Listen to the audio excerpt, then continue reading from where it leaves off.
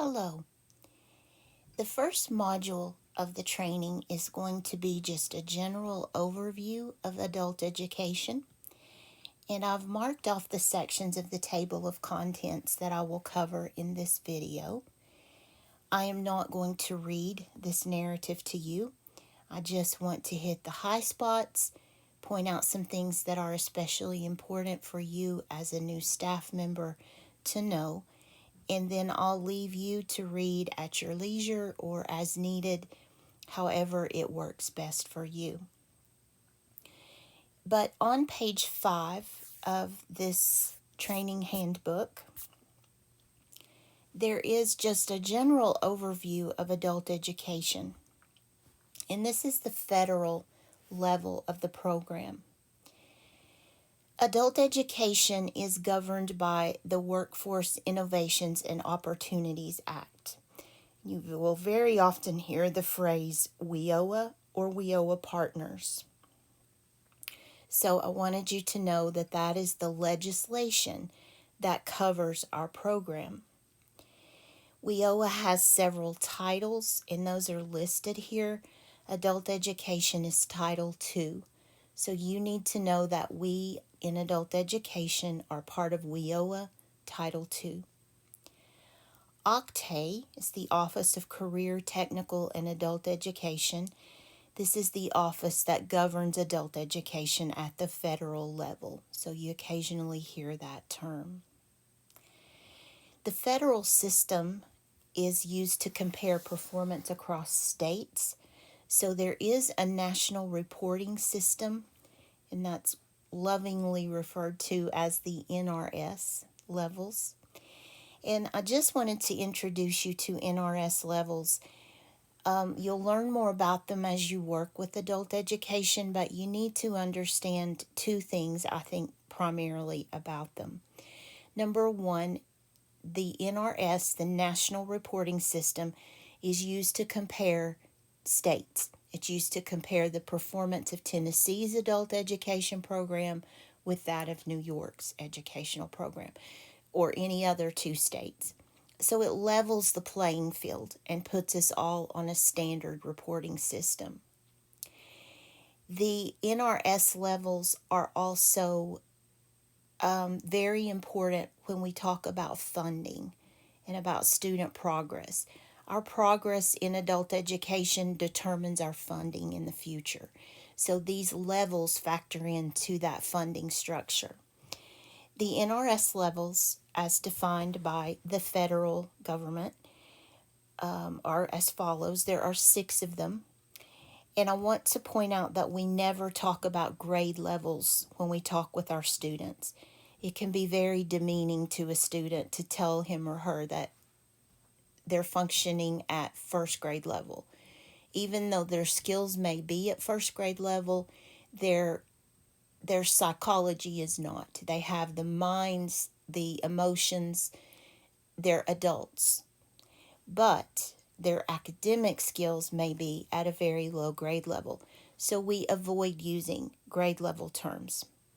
But just to tell you what the NRS levels are approximately, I did pull the grade levels. An NRS 1 is 0 education to first grade 9th month. A level 2 is 2nd grade to 3rd grade 9th month. And you get the idea. 6th on the NRS scale is equivalent to a high school junior, senior. And these levels are determined by pretesting, and we're going to talk about that. But with respect to the federal government, we are monitored on the basis of NRS levels. So it's very important that you understand what those NRS levels mean. Okay, the next thing is the state level of our program. The state level is housed or stationed in Nashville. The address is there if you should ever need it. They provide funding for the program. They provide professional development. They also do auditing and monitor our program data very closely. The state office maintains the adult education staff portal. This is a wealth of information that you definitely need to check out, and I've given you the website there for the staff portal. And then at the local level of our program, we are housed at TCAT Knoxville. We work for TCAT Knoxville. So President Cheney and Vice President Wade are very much active players in the adult education program.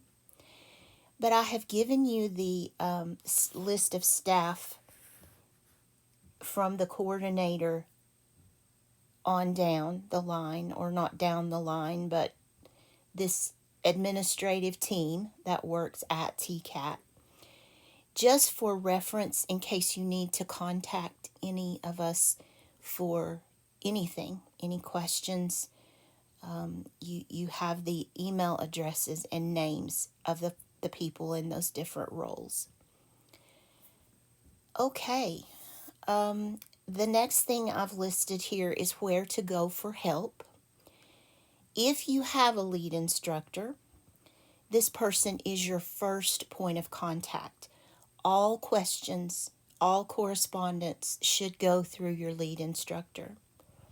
So I would encourage you to get your lead instructor's name, phone number, and email.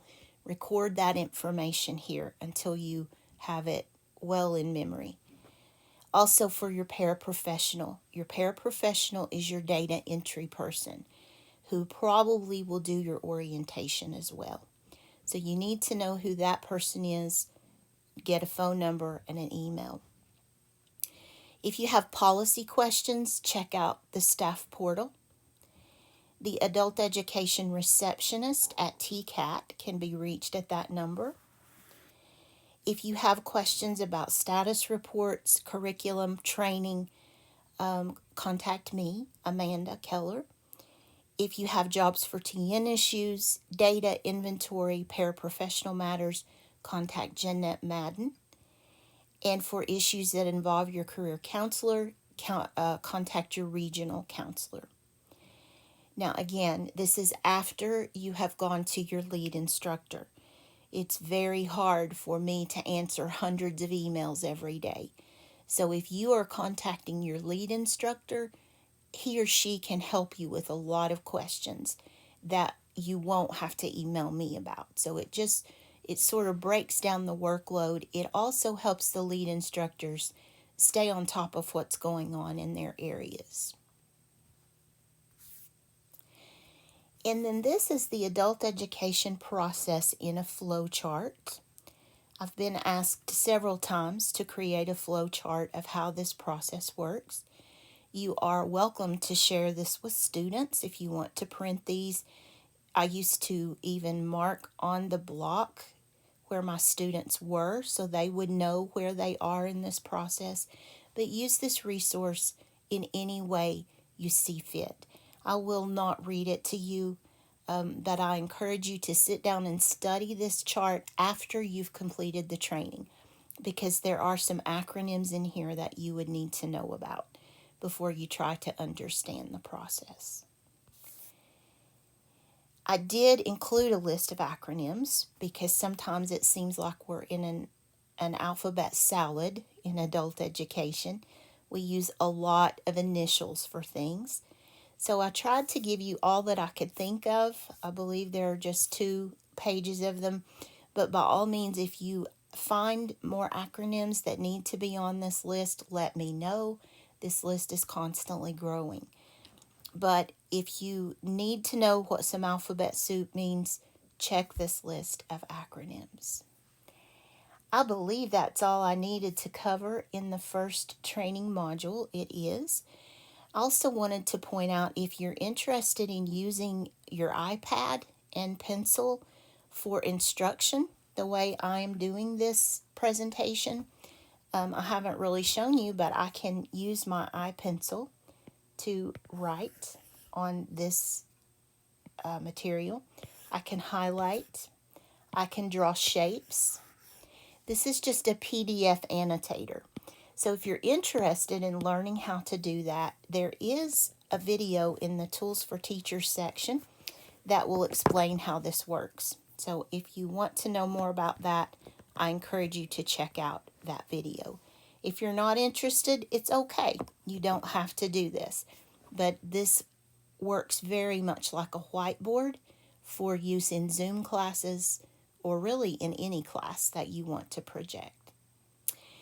Okay, in the next module, we'll talk about student status and testing. Those are very important elements in our program. So I'll see you soon for the next module.